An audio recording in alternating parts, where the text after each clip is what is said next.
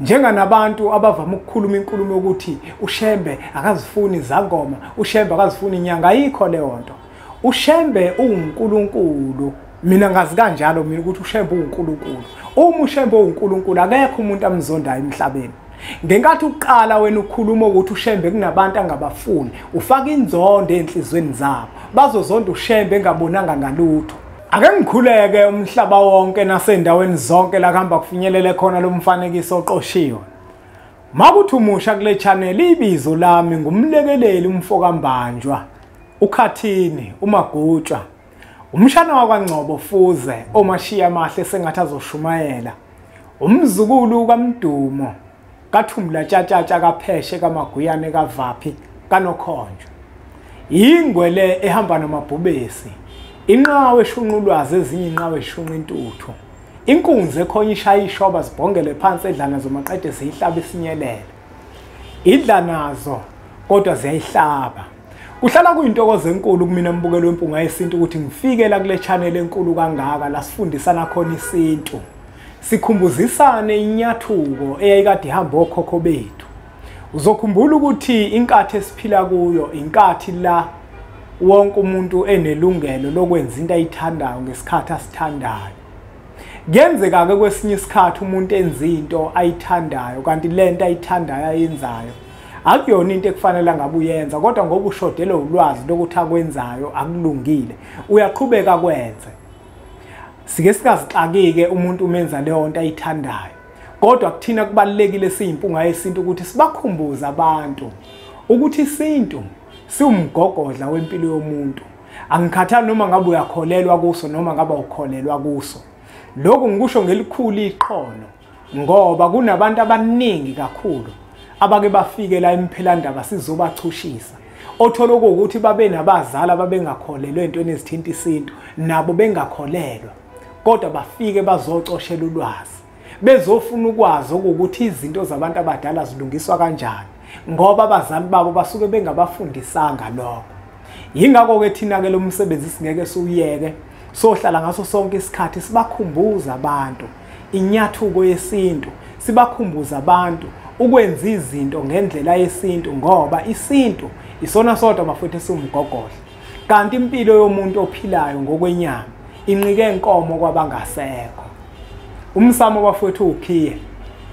Yabona mina umuntu ongangitshela ukuthi angingakholelwa emsamo, ayingeke singaxabana nalowo muntu.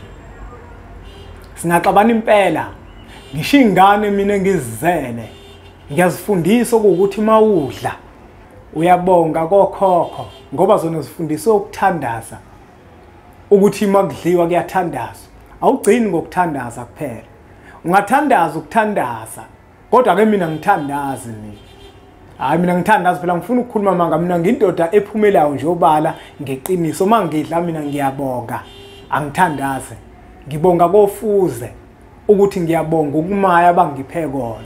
Mina ngiyona lenhlobo le ngoba ngiyazi ukuthi mhlambe omunye uzothi hawu Nhlanhluthi awuthandazi kanjani, ekubeni sifundisiwe ukuthi uma udla uyathandaza. Cha, ngikhuluma iqiniso, ngikhuluma into engiyenzayo ukuthi mina mangidla ngithandaza ngiyabonga. Ngithi fuze fulele bomashiya amahlangatha azoshumayela. Ngiyabonga bomkhulu nani bogogo, ngibonga ukumaya enisiphe kona. Siyacela ukuthi niqhubeke njalo nisiphe ukumaya eNgcobo Fuze bese ngiyadla. Yabona ukudla engikuthandazelayo mina ukudla okungaphekwanga isandla somngami. Ngisho ukuthini ukudla engingekona ukudla kwasekhaya. Ukudla kwasekhaya mina ngikuthandazela. Ngithandazela ukudla kwangaphandle ngoba ngisuke ngingazi ukuthi kuyisima kanjani. Bese ke kona ke ngiyakubusisa, ngicela uNkulunkulu ukuthi asuse nokungcola kubona. Kodwa ukudla kwasekhaya haya ngikuthandazeli mina, ngiyakubonga. Ngibonge kwabalele ukuthi lokudla ngikwazile ukuthi ngikudle. Weba futhi nodadewethu, yabona abantu abadala bawukhiye. Kufika ikhehla, malifika lekhehla liyangixoxela lithi, uyabona mfana, umfazi okuganile uyizalukazi zakini. Kubalekile ukuthi abantu bazise lokho ukuthi uma uyinsizwa uganiwe, lo mfazi okuganile uyizalukazi zakini. Ngiyazi ukuthi le nkulumo ayilingani nabantu abaningi abayinanele njengamanje, ikakhulukazi umuntu othumelaleli into ayilalele ngemizwa, angayilaleli ngendlebe yokujula esokiwe. Uma uyinsizwa uganiwe, kusukela namhlanje kufanele wazi ukuthi lo mfazi okuganile uyizalukazi zakini. Indlela omphethe ngayo kufanele wazi ukuthi indlela ophethe ngayo izalukazi zakini. Uma kuukuthi njengoba lo mfazi ekuganile uvela ukhulume nje naye isinome kanjani, amhafa nje uyamthuka, wenza noma ngabe yini engasile, kufanele wazi ukuthi leyo nto oyenzayo uyenza ezalukwazini zakini. Uma kuukuthi uyamshaya, kufanele wazi ukuthi leso sandla usibeka kuyena, usibeke ezalukwazini zakini. Uma kuukuthi wakwamsikaza ngempama umkakho, amsikaza ngesibhakela, kufanele wazi ukuthi wamshaya. Wawungashayi yena futhi, wawungasikazi yena, kodwa wawusikaza izalukwazi zakini. Ingako insizwa eganiwe ehlukumeza umkayo, izinto zayaziphambili. Wensizwa zakithi, nani nisazogana. Umfazi mekuganile usuke engaganile wena. Kunamakhehla kini akwembethe asuke waganile. Ingako ke ngithi umfazi okuganile izalukwazi zakini, ngoba ekuganeni kwakhe esibongweni sakini izalukwazi zonke zakini ziyamembatha zimnqonge. Ingako umfazi nomedla akufanele umfazi adle ehleli kusofa. Leyo nto kufanele siyivale izinsizwa kubafazi abasiganile. Umfazi kufanele ahlale phansi enabe, adle ukudla kucoshe phansi, adle. Hayi indaba ukuthi umfazi uzohlala phezulu kwetafula, adle phezulu kwetafula, ahlale kwicouch. Ayifuneki leyo nto leyo. Kunezinto bafowethu nodadewethu ekufanele ukuthi sizibheke, siziqaphele ukuthi singazenzi emagcekeni emizwa okhokho bethu. Yebo mawula esilungwini nihleli naye umfazi lesilungwini ningadlela phezulu kwetafula, ayikho inkinga, angahlala kwicouch. Kodwa manisekhaya kufuna usenze isiqiniseko sokuthi umfazi umemaya esekhaya wendlala ukhukho phansi bese ahlale phansi ecansini. Hayi ukuthi uzodla eqwakele, vele kumfazi akaqwakeli makuthuka emakhaya. Yebo umeke sitting room angahlala kosofa, kodwa memaya akufanele amayele sitting room, kufanele amayele endlini la yogogo la izobe hleli khona adle kanye nezalukwazi ezikuyena. Ezinye izinto esizenzayo bafowethu nodadewethu ziyashaya, sishawa izinto ezincane ngoba asiqikeleli, sicabanga ukuthi thina abafazi abasiganile bagane thina, kanti abaganile thina. Lo mfazi okuganile insizwa yakithi izalukwazi zakini. Indlela omphethe ngayo ufanele uyiqaphele. Uma ukuthi indlela omphethe ngayo ayiqondile, kufanele wazi ukuthi uhlukumeza ithongo lakho, uhlukumeza ogogo bakho, mawuhlukumeza umkakho. Mawungamlaleli futhi umkakho ezintweni akubonisa ngazo, kufanele wazi ukuthi izalukwazi zakini awuzilaleli kwimiyalezo ezidlulisa kuwena. Ibalekile bafowethu lento. Abantu abaningi babona impilo yabo istakile ingayiphambili, kanti uhlukumeza umfazi omganile. Omunye ubona impilo yakhe ingayiphambili kanti uphuce umfazi omganile ilungelo lakhe. Njengomfazi walithatha kwabelakhe. Ayikho izinsizwa zakithi into ebaluleke njenganokuthi ungamemuka umfazi ilungelo lakhe. Umfazi akaqhubeka bomfazi. Ayikho into ethi indoda kufanele iphekele umfazi. Ngenkathi wena manje uqala manje wena upheka manje le ekhaya seniyashintshana nomkakho ngokupheka. Wemuka umfazi ilungelo lakhe. Iqhaza ekufanele libambe manje wena uyamemuka. Uthuntubeza isithunzi salamakhehla kuwena. Uyabona nje kumsebenzi womuntu wesifazane ukuthi anakekele indoda. Indoda akuyona into yokuzinakekela. Umuntu wesifazane oqotho nofundisekile uyalazi leqiniso engilikhulumayo ukuthi uma umuntu wesifazana oqotho nofundisekile indoda yakho uyiphatha njengenkosi njengoba nje uyiganile. Awukwazi ukuthi uma umuntu wesifazane uzotshela indoda ukuthi ayifudumeze ukudla kwayo kwi-microwave ayihambe iyothatha ukudla, ayenziwa leyo nto. Indoda iyalethela ukudla kumsebenzi womuntu wesifazane ngoba lezalukwazi ezikuyena kufanele zithole ithuba lokuqhubeka zihloniphe lamakhehla ala kumkhwenyana wakho.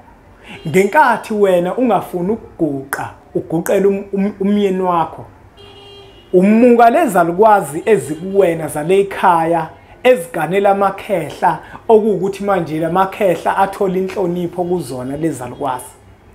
Ngenkathi uqala wena utshela indoda yakho ukuthi ayiziphakele esikhundleni sokuba ngabe wena ophakayo uphakela indoda, lezalukwazi ezikuwena uyazemuka wena ilungelo lokuthi zithobela amakhehla ambethe umyeni wakho. Njengoba wena uganile le ekhaya uzobamba lelo qhaza lezalukwazi le ekhaya. Wena kufanele ukuthi unginike inhlonipho noma ngazethu esixabene. Kufanele mawuletha ukudla uguqe ngoba ithina nawe sixabene. Akusho ukuthi masixabene sigejene sangezwana sekufanele ungaguqi.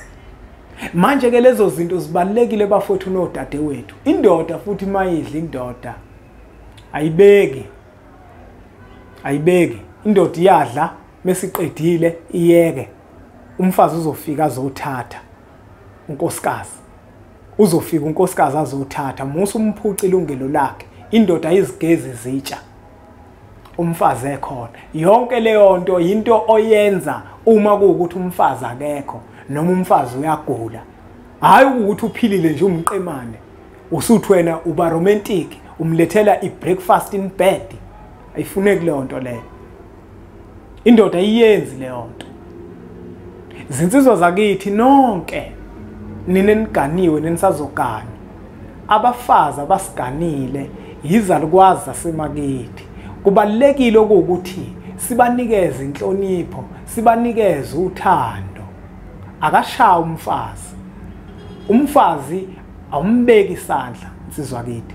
Uma kuukuthi wakwamsikaza kwake kwakhona enhlizweni yakho ukuthi wothi ngimshaye nakubungakwenzanga kodwa wakwenza, udinga ukuthi uthole intethelele ethongweni.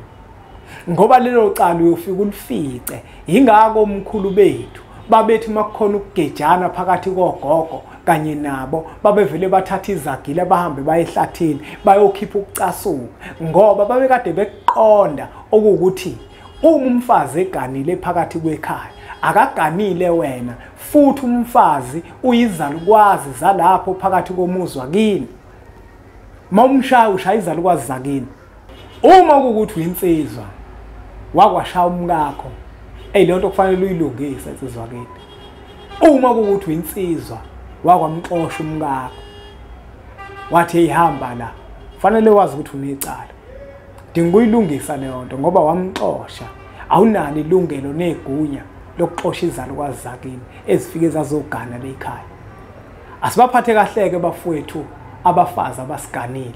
Nabo abafazi abasiganile kubalekile ukuthi bazi ukuthi abaganile thina. Bangasithathi njenganabangani babo. Thola ukuthi umfazi uzoguqa ngedolo elilodwa, ayifuneki leyo nto. Umfazi umenikeza indoda ukudla uyaguqa ngamadolo omabili ngoba akaniki indoda yayo noma kuthiwa indoda yakho kuyithatha kancane kodwa kufanele ukuthi uzenzise kokunye ngoba uguqela abasemoyeni. Njengoba uguqa nje uguqela abasemoyeni, uguqisa abasemoyeni lo gogo bale ekhaya abazopha le ndoda yabo ukudla. Wena ubambele lokho okukuthi wena lo gogo bale ekhaya ibona bazoguqa, uzobaguqisa wena. Awusasuhlonipha bona-ke. Noma ngabe yiphi indoda eganiwe, ayikho indoda ekufanele inikeze umuntu wesifazane ukudla emile. Ayikho. Noma sekuthiwa insizwa yakithi umkakho akakuguqili uthi wena hayi mina ngithanda guqa ngoba nakumesaba. Kuyiphutha lokho. Nawe umuntu wesifazane uma ukuthi awufundiswanga kini ukuthi indoda iyaguqelwa, awukukwenzeke manje kuyinto ejulile kakhulu kokwenzela inhlanhla ngoba ungaguqi kwakho uguqela indoda uncisha izalukazi zakubo kandoda ezembethe wena ukuthi zinganakekeli amakhehla ngendlela ekuyiyona, kodwa ngenkathi wena uguqa uyazipha lelo lungelo izalukazi zabo kandoda ukuthi ziqhubeke zikhothamela amakhehla azo ezazikade ziwaganile. Hayi bafowethu, angingawageqa amagula ngoba ngimuki. Siyacela ukuthi lo mfanekiso oqosheni uthathe nodlulisele kwabanye abantu ngoba nakubona uzoba usizo olukhulu. Yizeke nje izinto ezakhayo abantu abazisabalalisi. Ngibonile nala kwimpunga yesintu ivideo kababuzindela yokuqala la awayenza khona lento awayekade yenza ethi hayi abantu bayisabalalisa kakhulu leyo video kumanje gijima ko 10,000, kodwa amavideo akhayo abawasabalalisa abantu. Angazi ukuthi lento yenziwa yini, angazi yenziwa yini lento. Uyabona kune video yokugcina yakho babuzindela engiyifakile la ekhuluma ngemNazaretha egqokwayo kulenkathi yanamuhla ibandleni lamaNazaretha, ukuthi le mNazaretha egqokwayo manje akuyona. Ubhombela ufuna iMnazaretha emhlophe, abayisabalalisa abantu. Nayo phela isabalale. Ingoba yona isithinta lento abantu abayenza eyigugu ukubona kodwa engekho. Hayi nami ke ngiyahambisana ke naye kule video yokugcina. Le khuluma khona ngengubo egqokwayo eNazaretha, ngiyahambisana naye nami. Ngoba ingubo la kuleli bandla imhlophe. Le khona njengamanje ayimhlophe. Umethi ubhombela wathi ufuna ishethe elimhlophe noMnazaretha omhlophe, ngiyahambisana naye nami. Le khona ayikho mhlophe. Akufanele futhi sikuhlonize lokho ngoba wonke umuntu wayifunda imbali esikoleni. Wonke umuntu ukhuluma ukuthi kuleli bandla kugqoka ingubo emhlophe, kodwa yena akayigqoki ingubo emhlophe. Wena le yakho uyibuka imhlophe wena leyo ngubo. Inkinga yabantu kule bandla bayathanda ukwenza izinto zabo bese bahambe baye kuShembe bayomhlasela ngazo. Bathi baba sekukhona izinto ezithile. Bafike bazibeka ubuhle. Nisuke nithi akathini uShembe? Yini nifuna yisho, nifuna niphikise bese nemzonda. Uzovuma vele. Kodwa ukuvuma kwakhe kufanele nazi ukuthi leyo nto ayiphakanyiswanga uyena. Baningi abantu abakhulumayo othi mobakhalima ukuthi kuleli bandla ingubo imhlophe, athi umuntu hayi inkosi iyayigunyaza le ngubo eqamba amanga. Ngifuna mina umuntu anginike intshumayelo la inkosi yayikhuluma khona isho ukuthi ingubo sengiyayishintsha manje ayisekho mhlophe, isiblue okanye isipurple. Ngifuna umuntu anginike intshumayelo enjalo.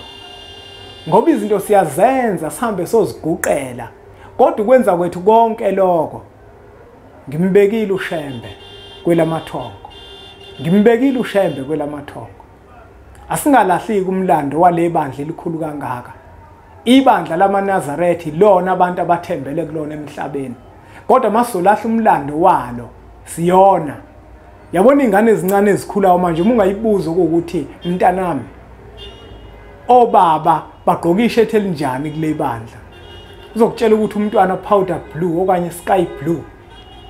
Ngoba ishethe elimhlophe alisekho seliphelile. Liqedwa yithina ngokuthanda izinto, ngokuthanda izitayela. Umbuzo umntwana ukuthi ingubo egqokwa kule bandla injani. Uzokutshela athi blue. Washo njalo mina wami umntwana. Wathi sky blue lo. Kanti ingubo kuleli bandla imhlophe. Asingawulahliki umlando. Asenze into ekuyiyona. Singenzi izinto ngoba naku sifuna ukubukwa, sifuna ukubatshazwa, sibe sona into kaNkulunkulu. uShembe mina ngiyamthanda kakhulu. Ngiyamthanda mina uShembe ngoba uyena owathanda mina.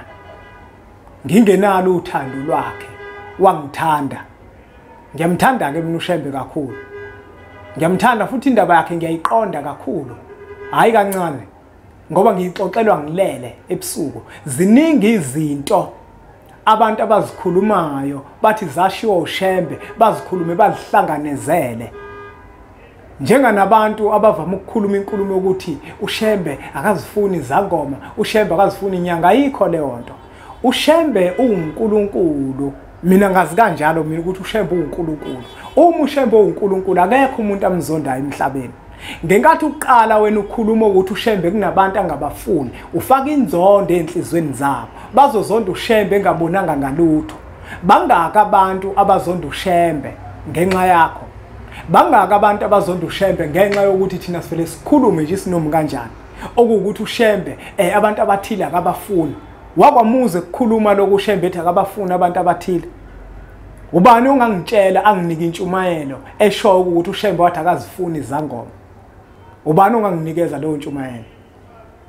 Ubani onganginika intshumayelo esho ukuthi uShembe akazifuni inyanga? Wena ukuthatha ukuthi uShembe akazifuni inyanga. Ngenkathi ukhuluma leyo nto awuboni yini ukuthi utshala inzondo enhlizweni zenyanga? Utshala inzondo enhlizweni zezangoma. Zizomzonda uShembe nakubona bonke abantu abazithanda inyanga nezangoma. Ukhuluma into uShembe angakaza ikhuluma. Asibe nesisoka masikhuluma izinto. Into uShembe ayenza nayikhuluma uShembe ngezangoma. uShembe mefika isangoma sibusisa ngoba uShembe uyabusisa. Wabusisa uShembe isangoma esithwasa emanzini saphuma nenyoka. Ngoba leso sangoma sihlambulukile. Kodwa isangoma lesi esihamba siye kothwasa sidle igazi akazange asibusise ngoba uShembe mefika wafika uShembe wasivala ekutheni noma sihlabe izinkukhu singalidli igazi ngoba igazi liwumphefumulo. Isona isizathu esenza ukuthi laba ngababusisi kodwa abusise lo othwasa emanzini. Akashonga ukuthi akabafuni. Wabe sethi futhi uShembe laba uma behamba beya kothwasa kwesinye isikhathi abanye ababathwasisi bayabathwalisa. Ingake engazange zakubusise lokho. Kodwa manje thina sikhuluma izinto sidihlanganezele, sifaka inzondo kubantu bazonda uNkulunkulu kungafanele.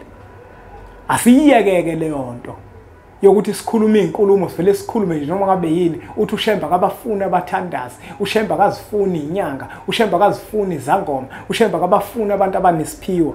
Ushaya isikhala uma ukhuluma kanjalo. Ushaya isikhala ngoba iziphiwo namathalente kusetshenziswa uyena uShembe. Baliwe sihlabeleni ukuthi iziphiwo namathalente makusetshenziswe nguwe Nkosi. Wena uthinike uma uthi uShembe iziphiwo akazifuni.